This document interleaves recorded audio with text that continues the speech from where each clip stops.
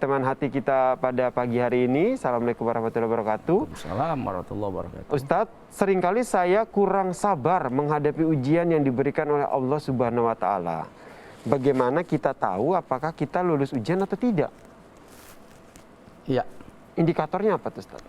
Baik. Nih hari ini kita sabar banget nih.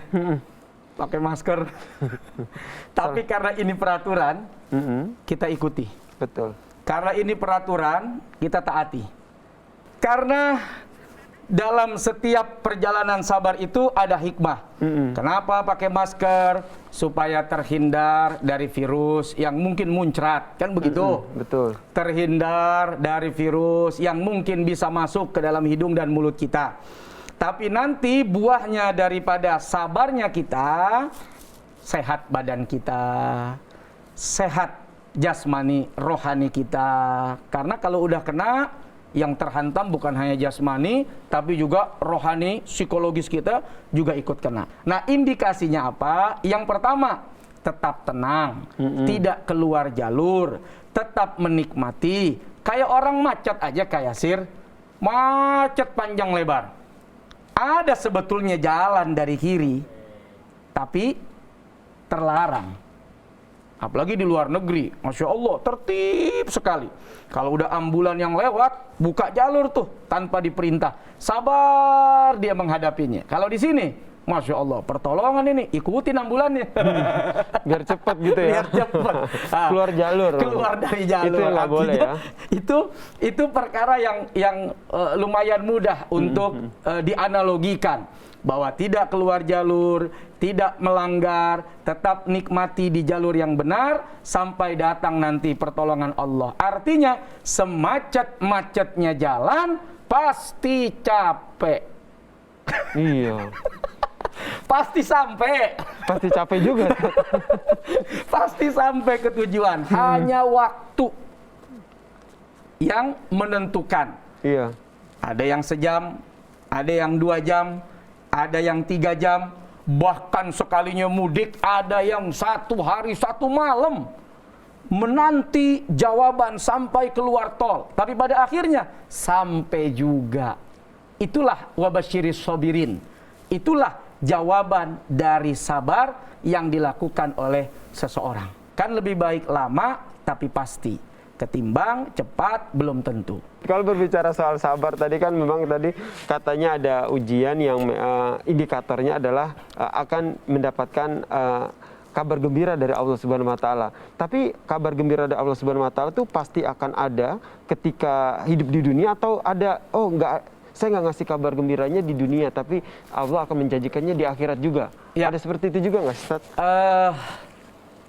Nabi SAW memberikan informasi, kalau Allah sayang pada hambanya, maka Allah akan segerakan ujian cobaan itu di dunia. Sebagai bentuk apa? Bentuk rasa cinta sayang Allah kepada dia.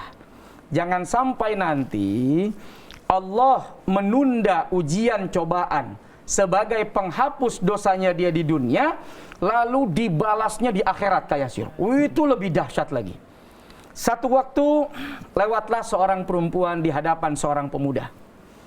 Pemuda ini menggoda perempuan ini karena menganggap dalam hatinya ini perempuan tidak baik. Ini perempuan nakal.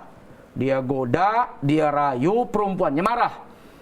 Lalu begitu marah, dia kabur, nengok ke belakang, nabrak tembok, ngadu kepada Nabi SAW.